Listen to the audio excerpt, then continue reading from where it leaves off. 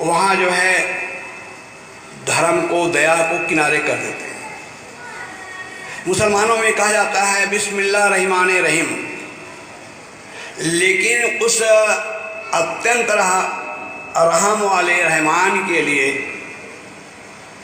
बकरीद के दिन कितने गाय, ऊँट, बकरे काटे जाते हैं धर्म के नाम पर। एक समय था जिसको आप हिंदू धर्म कहते हैं, वहाँ भी देवी देवता के नाम पर, यज्ञ के नाम पर पशु मारे जाते थे। तो दया की बात तो कही जाती है, लेकिन दया का पालन नहीं किया जाता है। तो साहब ने धर्म के जो मूल तत्व है उसको परिभाषित किया। दया, जहां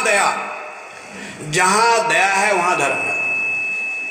हिंदू, मुस्लिम, जैन, सिख, ईसाई, ये हम धर्म जो कहते हैं, ये किसी देश और काल में पैदा होते हैं। जैसे मान लो जाए बौद्ध धर्म को ले 2500 वर्षों से, जैन धर्म 2500 वर्षों से है। जिसको आप हिंदू धर्म कहते हैं वो भी 2500 वर्षों से हिंदू शब्द मिलते नहीं। सबसे पहले ईरान के एक ग्रंथ में दारा प्रथम ने हिंदू शब्द का प्रयोग किया। वहाँ हिंदू शब्द का अर्थ क्या हुआ? वहाँ हिंदू का अर्थ है हिंद, सिंध नदी है। सिंध नदी है, चूंकि वो लोग सा कहा उच्चारण करते थे, कहना चाहिए सिंधु, लेकिन वो कहते थे हिंदू। तो सिंध नदी को हिंद नदी और इधर के रहने वालों को हिंदू कहा। अब आप लोग आश्चर्य होगा मेरी बातों से। चारों वेदों में, 6 शास्त्रों में प्रमाणिक जो उपनिषद है, ऐत्रेय, तैत्तिरीय, छांदोग्य, बृहदारण्यक आदि, और जो धर्म सूत्र है, गृह सूत्र है, इसमें भी हिंदू शब्द नहीं है। ये हिंदू शब्द बाद में आया। तो ये जो हिंदू धर्म हम कह रहे हैं वो भी बहुत पीछे प्रचलन में आया। सिख धर्म तो गुरु नानक से चला, तो ये ईसाई धर्म ईसा से चला, इस्लाम धर्म जो है हजरत मोहम्मद से चला, जो 1400 कुछ वर्ष हो रहे हैं। ईसाई धर्म को ये 2000 से ऊपर चल रहा है, 2025 से चल रहा है इस समय। तो ये देश और काल के परिवेश में ये जो मजहब, ये क्या मजहब है, परंपरा है, संप्रदाय है, लेकिन धर्म क्या है? करुणा, शील, प्रेम, एक दूसरे का सुंदर व्यवहार, भाईचारा, ये है धर्म। तो कबीर साहब ने एक वाक्य में कह दिया, जहां दया है। कबीर साहब जो है कहने में ऐसे माहिर थे, बहुत बड़ी बातों को संक्षिप्त में कहने का उनको ये कला थी। अब बताइए, एक वाक्य में कह दे रहे, जहां दया तहां धर्म है, जहां दया धर्म है, और जहां लोभ है पाप है। जहां लोभ है, जितना पाप आचरण होता है, पेट भरने के लिए हो तो सज्जनों, पेटी भरने के लिए होती है, और पेटी कभी किसी भरती नहीं है। तो जहां दया तहां धर्म है, जहां लोभ तहां पाप, जहां क्रोध तहां काल है। जब आदमी क्रोध आता है, आंख लाल हो जाती है। आता है जब क्रोध, लाल चेहरे को कर देता है, नेत्राग बरसाते हैं, बुद्धि को हर लेता है, न कहने के योग सब मुख से झरने लगते हैं, अगले के मानस पीड़ाओं से भरने लगते हैं। मन बेकाबू हो जाता है। अंतःकरण की जो दिव्य ज्योति है, क्या करना चाहिए क्या नहीं करना चाहिए, आदमी भूल जाता है। एक क्रोध, एक क्षण के क्रोध के आवेश में आदमी ऐसे ऐसे काम कर लेता है, जीवन पश्चाताप करता है। कवि लिखता है, लाखों फूल कम है गला के सजाने को, और एक भूल काफी है जिंदगी भर उड़ाने को। किसी महापुरुष के संत गुरुजन के हम जो स्वागत करना चाहते हैं, माला बनाते हैं, उपासक को लगता है यह माला छोटी है,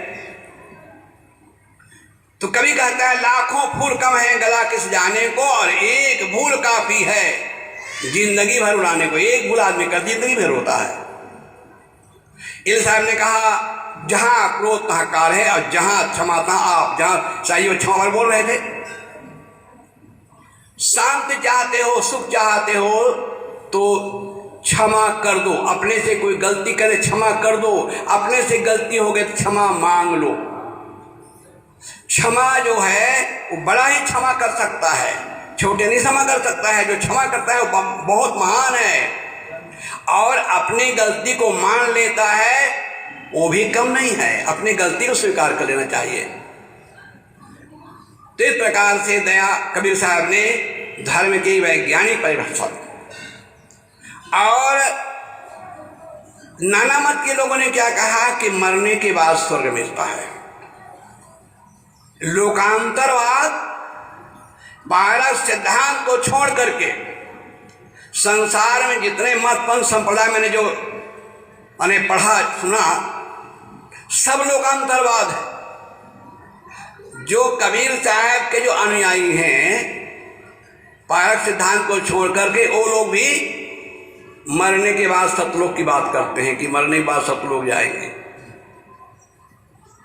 वो यहां भी सतलोक है, और ईसाइयों में उनका स्वर्ग है, मुसलमानों का अपना जन्नत है, बौद्धों का दूषित लोक है। सब लोकांतरवाद इस पे चक्कर पड़े हुए हैं। कबीर साहब ऐसे हैं जो ये लोकांतरवाद धराशायी किया। अब क्या कहा, ये धरती पर स्वर्ग बनाओ। स्वर्ग मरने के पास नहीं सज्जनों, ये धरती पर हम स्वर्ग में उतारे।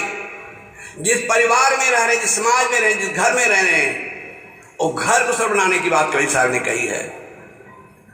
और देवी देवता को, देवी और देवता जिसने प्राणी मात्र में देखा, देवी और देवता जिसने प्राणी मात्र में देखा, मिट्टी वो पत्थर के पिंडी को मिट्टी ही देखा। कबीर साहब ने देवी देवता प्राणियों में देखने का राय दी। हमारे कबीर बंधु भजन गाया जाता है, घर ही में तीरथ बने हुए मंदिर हम काहे के जाएंगे। हमें मंदिर जाने की जरूरत नहीं है, ये हमारा घर देव मंदिर है। हमारे घर के जो परिजन है, सास ससुर हैं, बड़े बूढ़े हैं, माता पिता हैं, ये देवी देवता है। और सबसे बड़े देवता है घर में, सबसे बड़े देवता कौन है? माँ है। माता की महिमा में एक कविता मैंने बचपन में पढ़ी थी 5वीं में। हे माता अत्यंत अपरिमित तेरी महिमा, हे माता अत्यंत अपरिमित तेरी महिमा, अतुलनीय पुत्र प्रेम की तेरी गरिमा, धन्य धन्य तो धन्य महामुद मंगलकारी, जग जननी के तुल्य बंध है उदाहारी। सज्जनों, अगर कोई दुनिया में जगत जननी है तो हमारी माताएं हैं, जिन्होंने 9 महीना अपने गर्भ में धारण किया, बड़े कष्ट से पैदा किया, हमारे मल मूत्रों को बड़े प्रेम से साफ किया, अपने गीले में रकम सुखी सुलाई, यहां तक अपने मुंह का गौर अपने नाक खा करके हमें खिलाई। माँ जब बताती तब हम जानते हैं कि पिता है, चाचा है, ताऊ है। ये सबसे बड़े देवता माता है। दूसरा पिता है, नाना प्रकार के उद्यम करके, व्यापार करके, खेती करके, नौकरी करके, मजदूरी करके हमें पढ़ाते लिखाते हैं, पालते पोसते हैं, योगी बनाते हैं। और तीसरा देवता कौन है? तीसरा देवता गुरु है। शास्त्रकारों ने, कबीर साहब ने कहा तो कहा, वैदिक ऋषियों ने भी इस बात को दोहराया है, इस बात को स्वीकार किया है। मातृदेव हो, पितृदेव हो, आचार्य देव हो। माता देवता है, पिता देवता है, आचार्य देवता है। आचार्य कैसे देवता है? वो हमारे अंदर के अज्ञान अंधकार को दूर करके हमारे जीवन को आलोकित करता है। गुरु के द्वारा जब हमें शिक्षा मिलती है तब जाकर के हम बड़े बड़े पोस्ट में जाते हैं। आज जो हमारे संत गुरुजन देख रहे हैं ना, ये गुरुजनों की कृपा है। मैं यहाँ पर जो बोल रहा हूँ ये सब गुरुजनों के प्रताप है। मुझ में इतनी शक्ति कहाँ जो गाँव गला पसार, ये तो संत गुरुजनों की कृपा है। अनंत उपकार गुरुजनों का है। कबीर साहब ने कहा, सदगुरु की महिमा अनंत, अनंत किया उपकार और लोचन अनंत उघाड़िया अनंत दिखावन हार। तो मैं कह रहा था, हमें अपने घर को स्वर्ग बनाने के लिए प्रयास करना चाहिए, घर को सुर बनाना है। घर के परिजनों को देवी देवता समझें। जिस घर में सास और बहू में माँ और बेटी जैसे प्रेम होता है, मातारी बेटी जैसे प्रेम होता है, भाई भाई प्रेम होता है, पति पत्नी में प्रेम होता है, वही स्वर्ग होता है। हम लोगों का, साधु लोगों का जीवन ऐसा होता है, झोपड़ी से लेकर राजमहल तक जाना होता है। लेकिन एक बात देखते हैं, कई ऐसे संपन्न घरों में जाना हो, देखते हैं कोई प्रकार की कमी नहीं है, एसी बंगले हैं, एसी कार है, कीमती भोजन है, कीमती वस्त्र है, कीमती गहने हैं, सब कुछ है, लेकिन आपस में तालमेल नहीं है, बोलचाल नहीं है, तने तने रहते हैं, टेंशन में रहते हैं, बात नहीं करना चाहते, मुंह फुलाए रहते हैं। घर स्वर्ग कैसे बनेगा? क्या इसलिए कीमती भोजन से, कीमती मकान से, कीमती गहने से? नमक रोटी है और प्रेम से खा रहे हैं, प्रेम से रह रहे हैं। फटी चटाई है, छप्पर में रह रहे हैं, लेकिन आपस में पति पत्नी में प्रेम है, सुंदर व्यवहार है, वहां स्वर्ग कैसे? तो कबीर साहब ने स्वर्ग उतारने की बात, धरती पर स्वर्ग उतारने की बात कही है। एक कवि ने बहुत सुंदर लिखा, माताओं के लिए जो बहुएं आती हैं कैसे होनी चाहिए। तो कवि लिखता है, देखे सास सासुर को मानो राज पाई तू, देखे सास सासुर को मानो राज पाई तू, सत्य बहु भांति से वे अति हर साउती, देवर और देवरान के हजार बात सही लेत, ननन कुबोल से न कबीरी सी आवती, टोला यो परोस माही सुमति बिखेर देत, पति अनुरागियान पति को न ध्यावती, संचित सुकृत जब पूरब के जागे जही, साधुनित धारी वाम ताई घर आवती। कवि लिखता है, सास ससुर को देखे तो लगे हमें राज मिल गया है। सचमुच में हमारे माता पिता जीवन भर जो सिरतोड़ परिश्रम करते, किस लिए?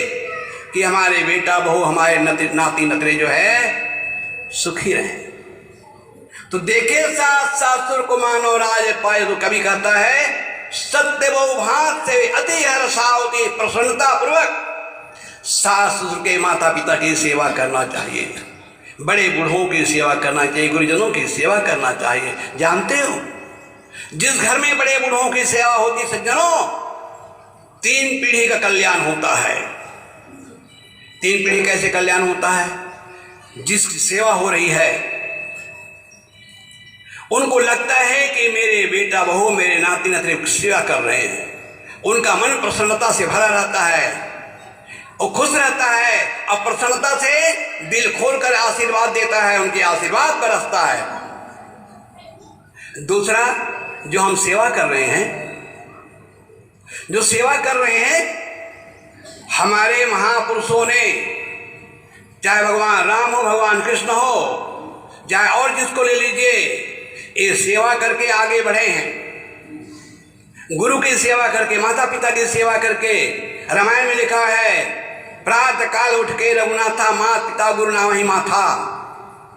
तो इस प्रकार से गुरुजनों की सेवा, बड़े बूढ़ों की सेवा करके आगे बढ़े हैं। तो सेवा करने से अंतःकरण शुद्ध होता है।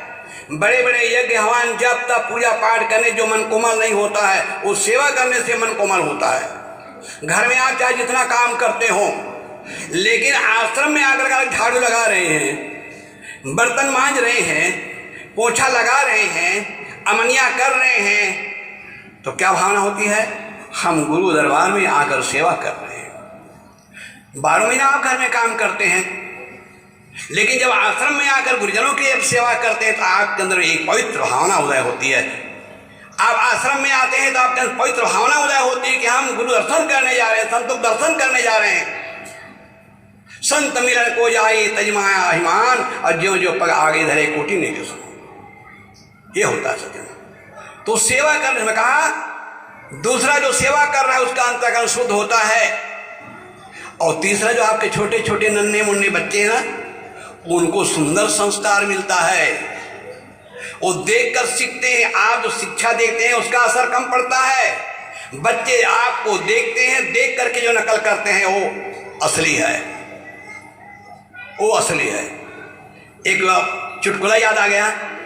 एक पिता अपने 8 साल के बच्चे को समझा रहा था कि देखो बेटा, सवेरे सोकर उठना तो हम लोगों को, दाई दादा को दोनों प्रणाम करना।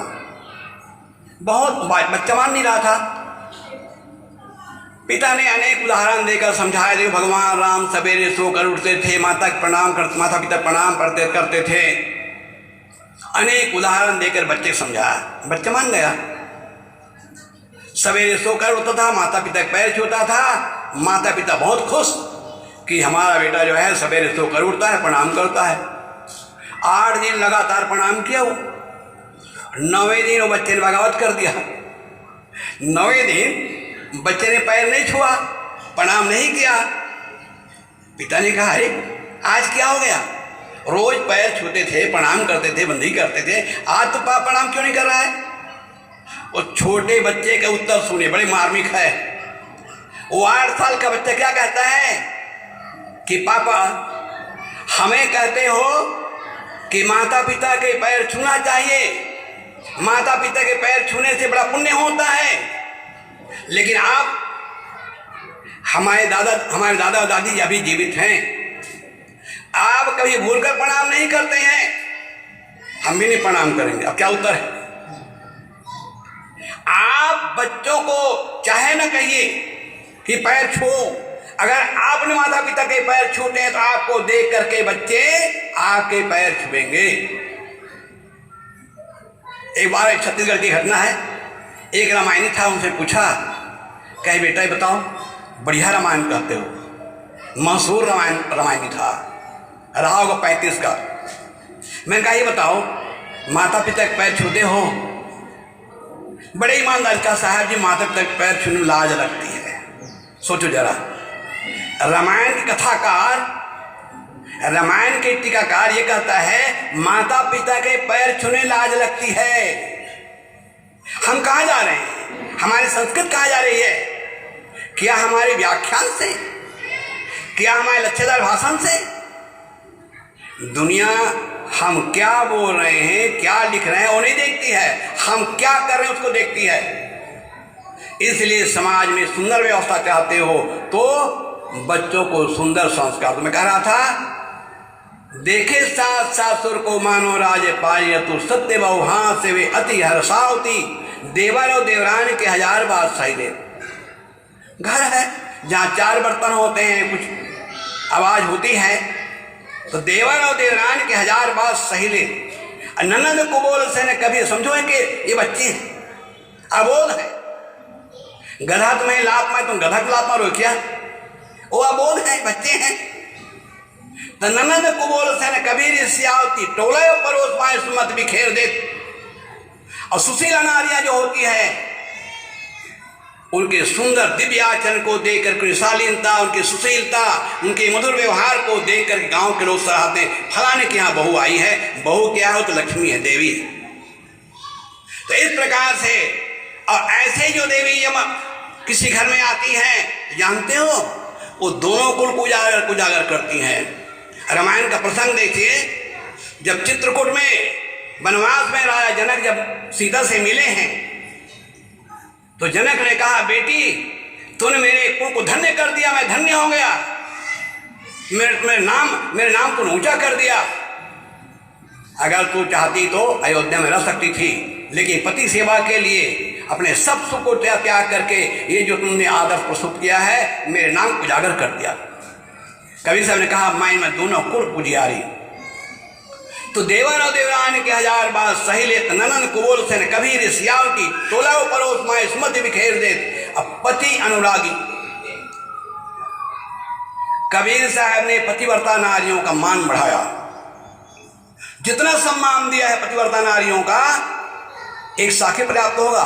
पतिव्रता मैली भली, काली कुचित कुरूप, पतिव्रता के रूप पर वारों कोट स्वरूप। पतिव्रता है, उसके पास कीमती वस्त्र नहीं है, मैले कुचैले हैं, फटे हैं, शरीर में कोई विशेष गहने नहीं है।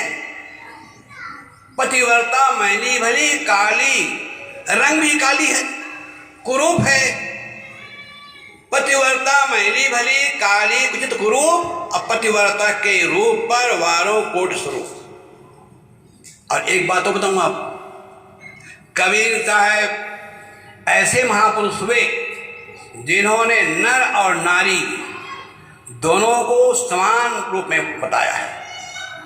नारियां पतिव्रता हो, लेकिन पुरुष ये भी एक पत्नीवर्ती हो। रामायण में बताया गया, एक है पुरुष एक है धर्म एक व्रत नेमा, काय वचन मन पति पति प्रेमा। लेकिन पुरुषों के लिए नहीं कहा, पुरुषों के लिए नहीं कहा। कबीर साहब क्या कहते हैं, नैना अंतर आओ तू, नैन झाँप तो ले आऊं, और ना मैं देखो आन को ना तू ही देखन देव। ये कबीर साहब का दर्शन है।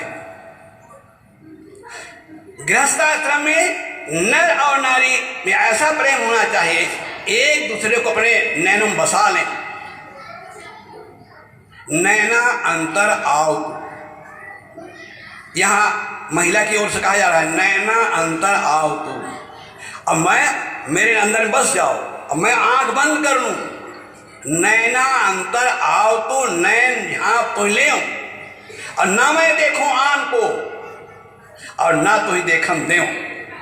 न मैं दूसरों को देखूंगी और न तुम्हें देखने दूंगी। अर्थात जैसे मैं पतिव्रता वैसे तुम एक पत्नीवर्ती हो। पारिवारिक जीवन मधुर होता है। जिस घर में पति पत्नी में सुंदर व्यवहार नहीं होता है, पति खराब आचरण वाला है, पत्नी खराब आचरण वाली है, बच्चों पर गलत संस्कार पड़ता है, वो बच्चों को भविष्य बिगड़ता है। इसलिए पारिवारिक जीवन हमारा जो है, दाम्पत्य जीवन मधुर हो, प्रेम पूर्वक हो, स्नेह पूर्वक हो, और एक दूसरे पर सुंदर व्यवहार हो। पति अनुरागी आन पति को न ध्यावती, संचित शुक्र जब पूरब के जागे जे। कवि कहता है, जब जन्म जन्मांतरों के संचित उदय होते हैं, पुण्य उदय होते हैं, तब ऐसे घर में सुशीला नारियां, ऐसे देवियां उस घर में बहू बन करके आती सज्जनों। तो हमें देवी बनने की जरूरत है, माताओं को देवी बनने की जरूरत है, आप लोग देवता बनने की जरूरत है। देवी और देवता कभी से प्राणियों में देखने की राय दी। देवी और देवता जिसने प्राणी मात्र में देखा, मिट्टी और पत्थर के पिंडी को मिट्टी ही देखा। मिट्टी पत्थर की पूजा करते हैं, जहाँ बोलना डोलना कुछ नहीं होता है। हमें हमारे कबीर साहब ने चेतन मूर्ति की पूजा पर बल दिया है, पूजा संतन कीजिए सेवकाई गुरुकेर, भूखे अन्न जिवाए पारक करो सवेर। एक उदाहरण लीजिए, आप मान लो मूर्ति पूजा खाएं, न मूर्ति सही तमाम फोटो हैं, आप होम अज्ञार करते हैं, स्तुति प्रार्थना करते हैं, पूजा करते हैं, अर्चना करते हैं।